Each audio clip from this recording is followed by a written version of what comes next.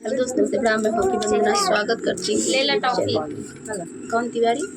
शशि Tiwari official शशि तिवारी अवधि official. तो please support करिएगा, ढेर सारा प्यारा आशीर्वाद दीजिएगा। आइए स्वर गीत सुनाती हूँ, देखिए कैसे लगेगा आपको, बताइए। स्वर गीत सुनिए और आनंद लीजिए। चलो।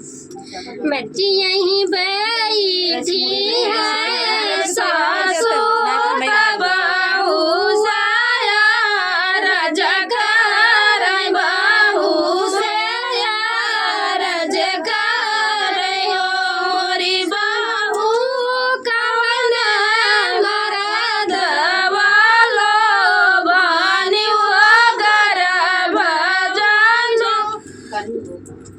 नाई हो गर्भ जनाई हो मोरी बहुवर कवन मरद वालो बनी हो गर्भ जनाई हो गर्भ जनाई हो मोरा पुत गाया से ज्यादा प्रयाग के माधव रथ आगे के माधव